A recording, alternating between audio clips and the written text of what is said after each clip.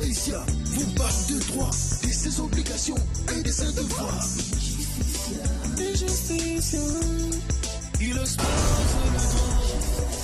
Justicia, une mission qui vous parle de droit, qui vous parle de droit.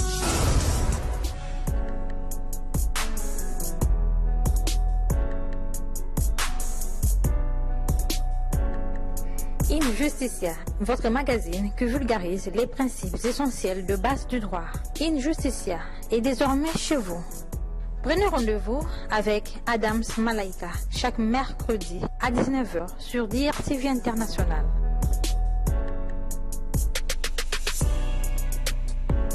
Par qui sommes-nous jugés? Les juridictions sont les cours et tribunaux qui rendent les décisions de justice.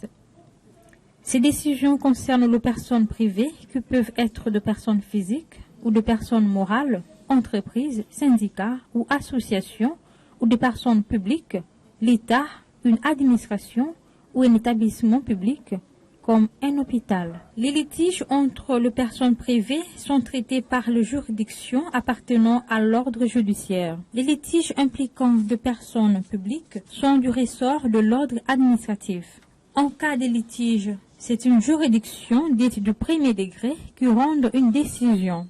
Si une personne souhaite la contester, elle peut faire appel.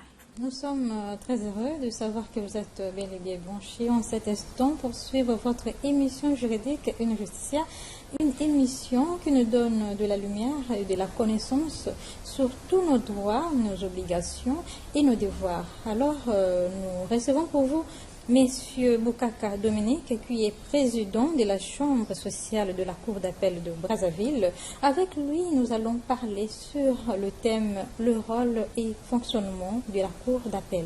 Alors, Monsieur Boukaka, je vous salue. Bonjour, madame. Bienvenue sur Injusticia. Merci beaucoup. Voilà, nous parlerons aujourd'hui sur le rôle et le fonctionnement de la Cour d'appel. Alors, ma préoccupation est celle de savoir qu'est-ce qu'un juge avant d'attamer sur le thème. Merci, madame. C'est très bien, vous voulez savoir qu'est-ce qu'un juge. Le juge, c'est un magistrat, professionnel ou non, de l'ordre judiciaire qui rend les décisions. Voilà. Une définition pas trop longue, mais vous devez savoir que le terme juge peut aussi désigner la juridiction elle-même. C'est-à-dire, on peut par exemple dire juge, le premier juge, pour désigner la juridiction de premier degré ou du premier ressort qui a rendu une décision. Et on peut aussi dire juge de second degré pour désigner la juridiction d'appel. Donc vous comprenez que c'est un terme qui désigne l'individu qui est magistrat et qui est chargé de rendre la justice, mais alors qui peut être un magistrat professionnel ou non, parce que dans certaines juridictions, il y a des juges qui ne sont pas des magistrats professionnels. C'est le cas, par exemple, du tribunal du travail. Vous avez des juges qui composent avec le président du tribunal, qui, lui, est magistrat. Et vous avez les assesseurs qui ne sont pas des juges professionnels, c'est-à-dire qui ne sont pas des magistrats qui sont sortis d'une école de magistrature. Vous avez aussi au tribunal de commerce, par exemple, des assesseurs qui ne sont pas des juges professionnels.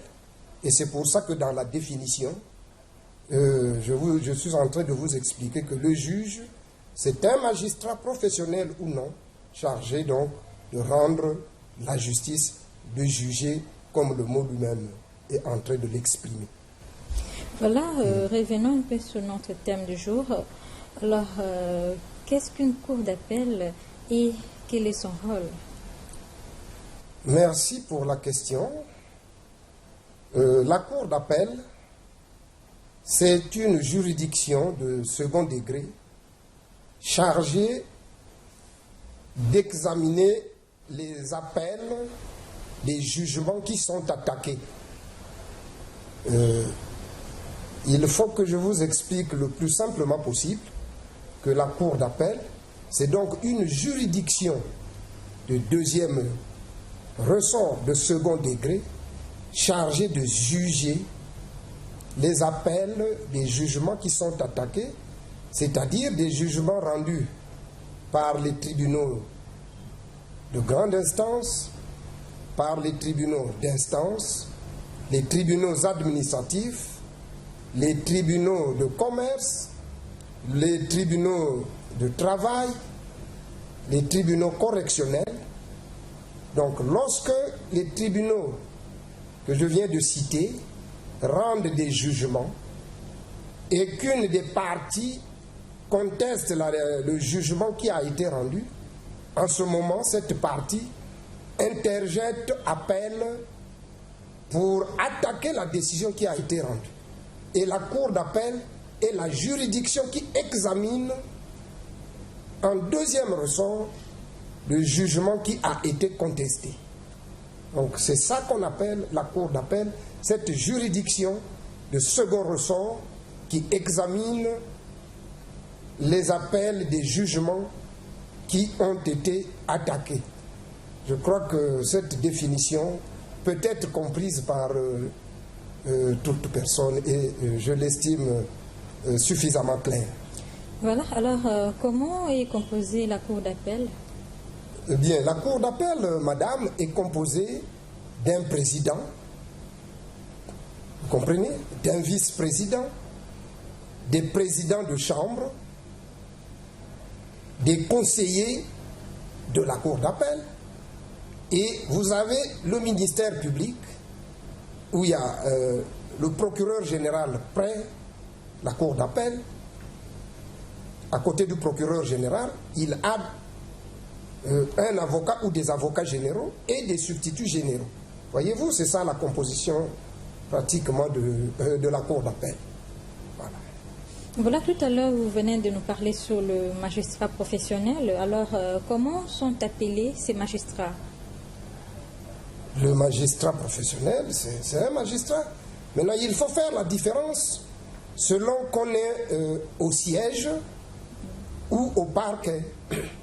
Le magistrat professionnel peut être, comme je venais de le dire, un juge, c'est-à-dire un juge du siège.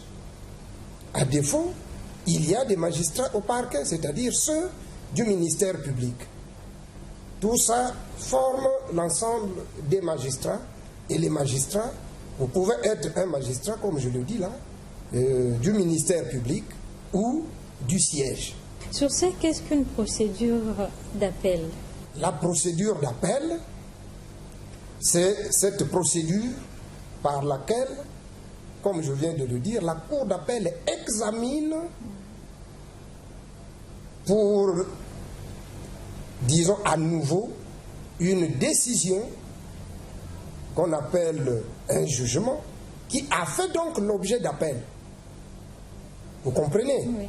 Donc, la procédure d'appel, c'est la procédure qui reprend en appel, donc devant les juges de second degré, qui examinent une affaire qui a déjà fait l'objet d'un jugement, mais dont le jugement est attaqué, et en ce moment, devant la Cour d'appel, la même affaire est examinée.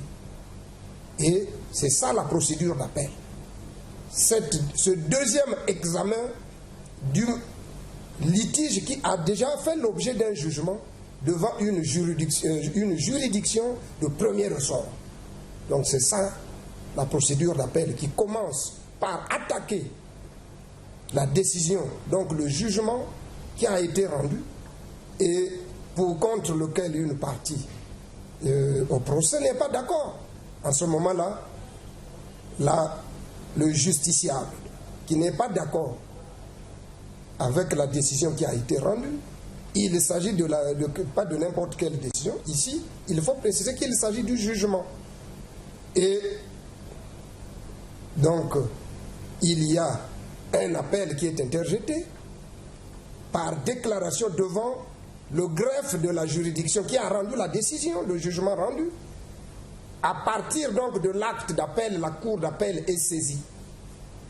C'est l'acte d'appel qui permet la saisine de la cour d'appel. Et à partir de ce moment, les audiences sont programmées, l'affaire est réexaminée à nouveau, jusqu'à ce que la cour d'appel rende son arrêt. Donc c'est ça la procédure d'appel. Alors, quelle serait la différence entre une juridiction du fond et une juridiction spéciale? Merci. Une juridiction de fond, en réalité, c'est une juridiction qui rend des décisions en examinant les faits et le droit. Et c'est pour ça que vous verrez que généralement, on appelle juridiction de fond toutes les juridictions autres que la Cour suprême. Parce que ces juridictions de fond examinent les faits et statuent aussi sur le droit. Contrairement à la Cour suprême qui ne statue que sur le droit. Maintenant, une juridiction spécialisée. Là, il faut que je vous explique, madame. Une juridiction spécialisée, en réalité, c'est une juridiction pénale à laquelle est attribuée une compétence territoriale tout à fait exceptionnelle et c'est une juridiction donc qui est chargée de juger des affaires excessivement graves. Je peux vous donner le cas de l'exemple du tribunal international, du tribunal pénal international, par exemple, du Rwanda, prenons le cas, pour juger le génocide, les crimes du genre génocide, les crimes contre l'humanité, les crimes de guerre et les crimes d'agression. Il faut parfois des tribunaux spécialisés pour juger ce genre d'infractions très graves. Et donc, en définition, une juridiction spéciale, c'est une juridiction pénale à laquelle est attribuée une compétence territoriale exceptionnelle parce que, en ce moment-là, cette compétence va déroger au principe ordinaire de la compétence en matière pénale. C'est pour ça qu'on les appelle des juridictions spécialisées parce qu'elles seront appelées ou elles sont chargées de juger des affaires tout à fait graves, comme je viens de le dire, le génocide par exemple, le crime contre l'humanité, vous avez les crimes de guerre, les crimes d'agression. Ce sont donc ces juridictions spéciales différentes de ce que vous avez appelé juridictions de fond. Donc vous comprenez que ce n'est pas la même chose, parce que les juridictions spécialisées, sont des juridictions spécialisées auxquelles on a attribué une compétence territoriale spéciale. On peut créer donc une juridiction spécialisée. Mais le tribunal de commerce ou le tribunal de travail, ainsi que le tribunal pour enfants, sont également des juridictions spéciales. Non. Ce ne sont pas le tribunal du commerce, le tribunal du travail, le tribunal pour enfants, ça, ce ne sont pas des juridictions spécialisées, ce sont plutôt des juridictions d'exception. Vous comprenez? Donc, juridiction d'exception, ce n'est pas la même chose que juridiction spéciale. Parce que les juridictions d'exception, ce sont des juridictions auxquelles une loi attribue une compétence particulière dans une matière donnée. Par exemple, le tribunal du travail ou le tribunal du commerce, le tribunal du commerce ne peut juger que des affaires relatives à c'est-à-dire au commerce. Et la compétence territoriale, la compétence matérielle est déterminée déjà par la loi elle-même qui a attribué. Donc c'est une compétence d'attribution. Vous comprenez? Les juridictions d'exception sont des juridictions à compétence d'attribution, c'est-à-dire qu'en ce moment-là, une loi a attribué particulièrement la compétence à cette juridiction d'exception. Mais les juridictions d'exception ne sont pas à confondre avec les juridictions spécialisées dont je vous ai cité l'exemple, le tribunal pénal international sur le Rwanda par exemple, est une juridiction spécialisée. Donc vous comprenez la différence, c'est à distinguer avec des juridictions d'exception qui sont des juridictions tout à fait généralement qui ont une compétence pas toujours en matière pénale, mais qui sont là parce qu'il y a une loi qui a attribué une compétence particulière à cette juridiction. Voilà, mais c'est les Donc, juges. le cas du tribunal du travail, comme vous l'avez dit, les tribunaux d'instance, le tribunal du commerce, par exemple, sont des juridictions d'exception. Voilà. Mais c'est les juges. Est-ce que vous prêtez serment pour être magistrat ou juge près la cour d'appel? Nous ne prêtons pas serment lorsque nous sommes nommés à la cour d'appel. C'est plutôt devant la Cour suprême que les magistrats prêtent serment. Mais à la cour d'appel, nous ne prêtons pas serment, madame. Les cours d'appel sont divisées en combien de chambres spécialisées selon les domaines? Bien, il faut que je précise que la cour d'appel, c'est une juridiction qui a beaucoup, disons, des formations. Il y a plusieurs chambres. Nous avons les chambres civiles, les chambres comme les ou la chambre, parce que toutefois, dans toutes les cours d'appel, il n'y a pas plusieurs chambres, par exemple, sociales ou plusieurs chambres civiles. Mais il y a lieu de retenir que devant les cours d'appel, nous avons les chambres civiles, commerciales, sociales, administratives, correctionnelles. Il y a par exemple la chambre d'accusation aussi, et il y a la cour criminelle. Voilà, ça, ce sont là les formations de la cour d'appel ou des cours d'appel dans notre pays. Maintenant, la première chambre civile, par exemple, est présidée par le président de la cour d'appel. Et en dehors de la chambre civile, la première, vous avez d'autres chambres civiles. La deuxième chambre civile, la troisième chambre civile, la quatrième chambre civile, là je parle de la cour d'appel de Brazzaville. Et à côté des chambres civiles, vous avez la chambre sociale, la chambre commerciale, vous avez les chambres correctionnelles, vous avez la chambre d'accusation, comme je viens de vous le dire, et nous avons aussi la cour criminelle. Donc voilà les compositions, c'est-à-dire les formations des différentes chambres au niveau de la cour d'appel. Une justicia. Voilà, une justice en continu. Toujours sur notre thème du jour, le rôle et les fonctionnements de la cour d'appel, avec comme invité M. Boukaka Dominique, président de la chambre sociale de la cour d'appel de Brazzaville. Alors, Monsieur le Président, qu'est-ce qu'un appel en droit? Merci Madame. L'appel en droit, c'est une voie de recours. Les voies de recours sont des moyens mis par la loi à la disposition des plaideurs pour leur permettre de contester les décisions pour lesquelles ils ne sont pas d'accord, c'est-à-dire ils les plaideurs. Vous comprenez? Donc l'appel, c'est une voie de recours et c'est l'occasion de vous dire aussi que les voies de recours, il y en a beaucoup. Il y a les voies de recours ordinaires et les voies de recours extraordinaires. Les voies de recours ordinaires, il y a donc l'opposition et l'appel. Et nous avons les voies de recours extraordinaires qui sont la tierce opposition, le recours en révision, le pourvoi devant la Cour suprême, parce que nous sommes au Congo, c'est le pourvoi devant la Cour suprême. Et en France, on parle donc du pourvoi en cassation.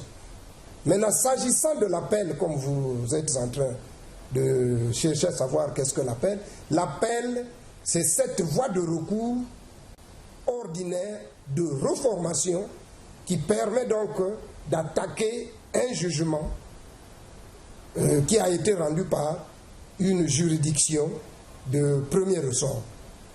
Comment faire appel d'un jugement de divorce?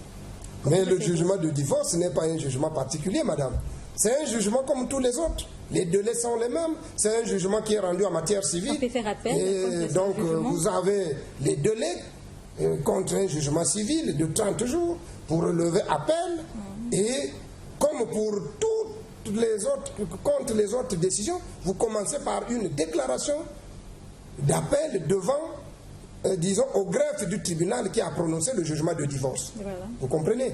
Donc, il n'y a pas une procédure particulière pour attaquer un jugement de divorce. La procédure est la même, le principe est le même, la durée est la même, celle de 30 jours dont j'ai parlé, et voilà. Parlons un peu de la délibération en justice. Qu'est-ce que le délibéré en justice? Le délibéré ou la délibération, c'est le moment pendant lequel les juges se retirent pour discuter, regarder, c'est-à-dire à huis clos, quelle sera la décision qui sera rendue dans tel dossier, tel dossier. C'est le moment où les juges discutent, le moment où les juges retiennent la décision. C'est ça le délibéré, parce que généralement, chaque dossier a été confié à un juge rapporteur qui se met à exposer devant les autres et chacun opine. Donc la délibération, c'est ce temps-là où les juges se retirent et vont prendre la décision pour venir la prononcer publiquement dans la salle. Existe-t-il d'autres démarches permettant de contester une décision de justice? Les contestations se font selon les moyens prévus par la loi, et ces moyens ne sont autres que les voies de recours. Je venais de parler des voies de recours. Il y a les voies de recours ordinaires et les voies de recours extraordinaires. Nous avons dit qu'il y a l'appel, il y a l'opposition qui sont des voies de recours ordinaires. À côté des voies de recours ordinaires, nous avons les voies de recours extraordinaires qui sont la tierce opposition, le pourvoi devant la Cour suprême et le recours en révision. Donc la loi a prévu les moyens, c'est-à-dire les voies de recours, pour permettre aux plaideurs d'attaquer les décisions, donc de contester pour une partie qui n'est pas d'accord avec une décision qui a été rendue en justice. La loi a prévu les voies de recours qui permettent donc aux parties de contester les décisions et de les attaquer. Je comprends. Il y a une différence entre un jugement et un arrêt? Bien sûr. Un jugement et un arrêt, il y a une différence. La différence vient de la juridiction qui a rendu, qui rend la décision. Le jugement est rendu par les tribunaux, vous comprenez? Et les arrêts sont rendus par les cours d'appel, la Cour suprême. Donc les décisions rendues en appel sont appelées des arrêts, de même que les décisions rendues devant la Cour suprême. Maintenant, en dehors de la Cour suprême et de la Cour d'appel, et bon, voilà, toutes les juridictions de second degré, les décisions rendues par les tribunaux, tribunaux de commerce, tribunaux du travail, et ainsi de suite, sont des jugements. Donc vous voyez la différence qu'il y a. La différence aussi vient de ce que pour attaquer un jugement, vous allez interjeter appel, mais pour attaquer un arrêt, vous allez faire un pourvoi devant la Cour suprême. Donc la différence, il n'y a pas de confusion possible entre un appel, entre un jugement et un arrêt. Voilà, nous sommes déjà pratiquement arrivés à la fin de cette émission. Quel peut être votre résumé par rapport à notre thème du jour? Je souhaite que nous tenions de temps en temps cette émission pour permettre aux téléspectateurs d'être informés sur certaines notions de droit, sur certaines questions de droit. Donc, en résumé, c'est ça. Et je rappelle de façon tout à fait brève aux téléspectateurs que lorsque vous n'êtes pas d'accord d'un jugement qui a été rendu, vous avez le droit d'attaquer ce jugement en interjetant appel. Et j'ai rappelé ici comment vous pouvez attaquer un jugement, comment vous pouvez faire votre appel, comment vous pouvez interjeter l'appel. Voilà brièvement ce que je peux dire aux téléspectateurs lorsque vous n'êtes pas d'accord d'un jugement qui a été rendu par un tribunal quelconque. Vous attaquez ce jugement. Voilà. Monsieur le juge, comment traduirez-vous l'adage ignorantia juris non excusat? On dit l'ignorance de la loi ne constitue pas une excuse. Voilà. Je vous remercie d'être passé à l'injustice. Merci beaucoup, merci beaucoup. Et voilà, c'est déjà la fin de cette émission. Nous avons eu à parler sur le rôle et fonctionnement de la Cour d'appel avec M. Boukaka Dominique, qui est président de la Chambre sociale de la Cour d'appel de Brazzaville. Alors, je remercie mon équipe technique et je vous remercie également d'avoir suivi Injusticia. C'était Injusticia avec Adams Malaika.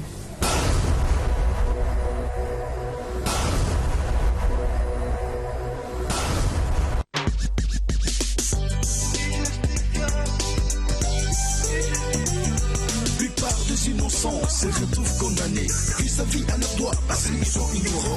Injusticia vous parle de droit, de ses obligations et de ses devoirs. Injusticia, il expose le droit. Injusticia, une mission qui vous parle de droit. Il vous parle de droit.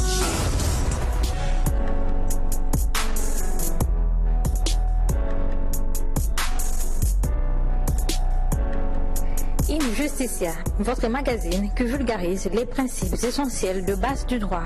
Injusticia est désormais chez vous.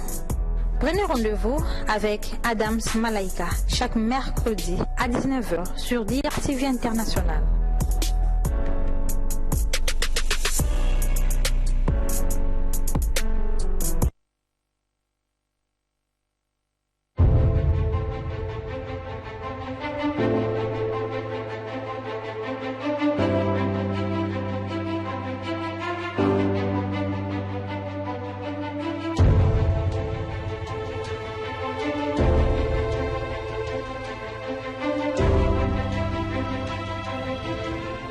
Vous avez besoin d'une émission passée sur DRTV International, un digi-reportage, un no-comment, un reportage, un publi-reportage, un documentaire, un seul endroit, le service de documentation de DRTV International.